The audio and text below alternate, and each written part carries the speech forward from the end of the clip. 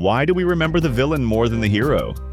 Why are they often more chilling, more charming, sometimes even more relatable? In movies, anime, and stories, the villain stirs the pot, drives the drama, and steals the spotlight. But why? What do they have that heroes don't? But before we dive into the shadows, let's take a moment to set the stage. This isn't just about bad guys doing bad things. It's about why we're drawn to them, even when we shouldn't be. Welcome to a space where stories hit harder, whether it's heroes, villains, or everything in between. And here we dive into drama, emotion, and the craft behind unforgettable moments. Are the villains the real protagonists? Let's find out.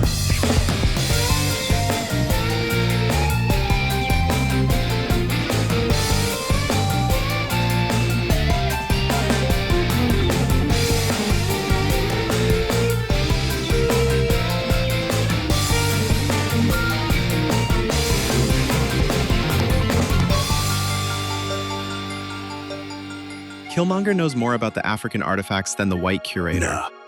It was taken by British soldiers in Benin. Revealing both his intelligence But it's from Wakanda. and heritage pride. And it's made out of vibranium.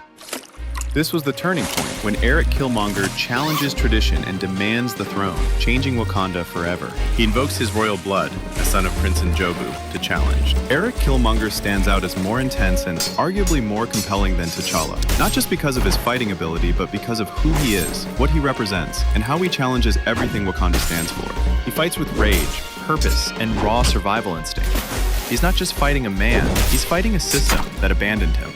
Killmonger already knows what he wants. Is this your king? To overthrow the system and arm the oppressed. He doesn't just challenge the hero. No. He defeats him.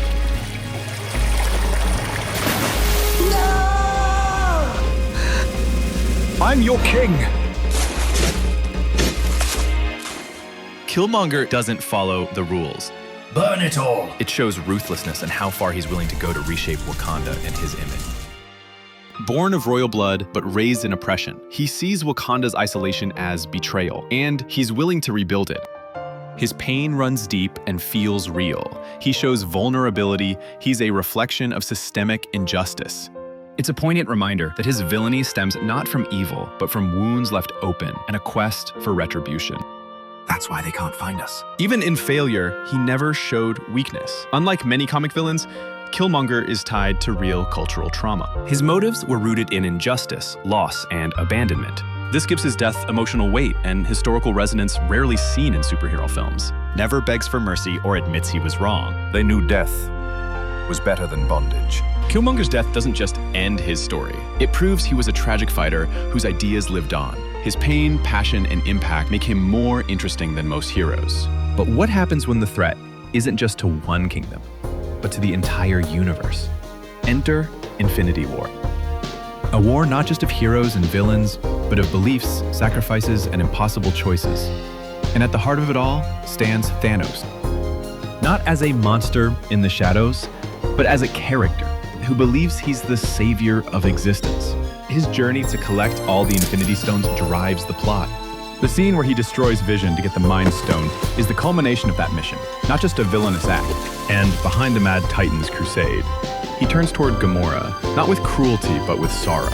A moment that shatters both her and the audience, he makes the sacrifice. Her fall isn't just physical, it's symbolic. The price of his so-called balance is love itself. We're used to seeing heroes win the first round, or at least put up a fight, but here, he dismantles the strongest Avenger, Hulk, with calm, precise brutality. No buildup, no hesitation. Every move is part of his mission to bring balance. That clarity of purpose makes him more compelling than reactive heroes who are often just trying to stop a threat. He doesn't fight out of rage. He's measured, cold, and strategic. Truly interesting in this scene isn't just his power. I just simply snap my finger. It's his principled restraint, emotional control, It will all cease to exist. and the glimpse of respect he gives his enemies. Mercy. He doesn't win in a battle, he wins in silence. When he snaps, he's fulfilling what he sees as destiny. To him, it's not destruction, it's correction.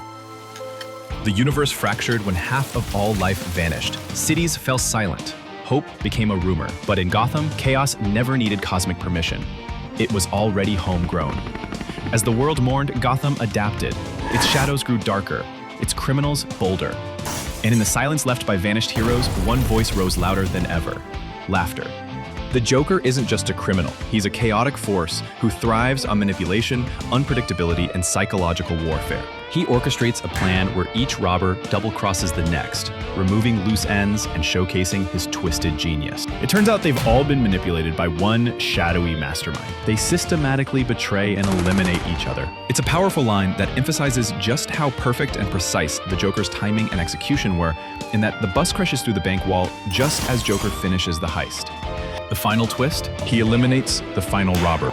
He finally reveals himself, removing his clown mask, turning vulnerability into intimidation. Even in his escape, he turned it into a cruel joke, using a fake grenade to mock their fear. From the moment the first clown-masked thug pulls a zipline across a rooftop, the Joker announces himself not with a name, but with a philosophy. How about a magic trick? Every step is deliberate, every pause is a threat. It's gone. Madness is like gravity. Freak! All it takes is a little push. You know what chaos needs? If you're good at something, never do it for free. A smile How much do you want? Half. and a stage. Enough. He yanks his coat straight, the string of live grenades jangling beneath like a deranged necklace. Everyone stiffens. Silence. He flicks his card onto the table, he turns and walks out. The Joker doesn't slam doors, he lets silence do the screaming. From the snap of a pencil to the silence of a funeral march, the Joker transforms Gotham's fear into spectacle, violence dressed as comedy, where one man's life vanishes in the blink of an eye. But it's not just sleight of hand, it's a warning. By the time the city mourns its dead, the Joker is no longer a guest in the criminal world. He's its conductor. Disguised as a policeman, he infiltrates the funeral parade not to honor, but to assassinate. In Gotham, grief becomes theater, and the stage belongs to a villain who doesn't seek power. In a city spiraling into madness, two forces race toward each other. Hit me! One armored in justice, the other cloaked in chaos. The Joker stands still, arms outstretched, begging for impact. But chaos doesn't end with impact. It finds quieter ways to creep in. Joker doesn't just challenge Batman, he corrupts Gotham's soul. He turns its brightest hope into its darkest threat. It's a masterclass in psychological manipulation, moral ambiguity, and storytelling. Harvey's coin, once a symbol of playful chance, becomes a tool of justice, twisted by grief. But the real magic lies in how the scene unfolds with eerie precision and unsettling calm. As Joker walks away, the initial explosions fizzle out unexpectedly. He pauses, fiddles with the detonator, and looks confused. This moment feels improvised, but it was actually scripted. Joker sees Batman as his ideological twin, both outsiders, both rule breakers, with contrast. Then why do you want to spill me? I don't want to spill you. What would I do without you? You complete me. Even near the end, the Joker is unnervingly composed, dangling upside down like a puppet with no strings. You won't defeat me, and I won't defeat you, Speaking as if the city's fate is a punchline because you're just too much fun. only he understands. I'm not sponsored by any software mentioned. These are simply the tools I use to complete this project, from logo animation to editing, enhancement, and sound design. The animated logo for this channel was crafted using Autodesk 3ds Max. Its 3D modeling and animation tools gave me the control I needed to shape the visual identity of the brand. Blurry and low-quality clips were enhanced using Topaz Labs Photo AI and Video AI. These tools helped restore clarity and detail across select footage.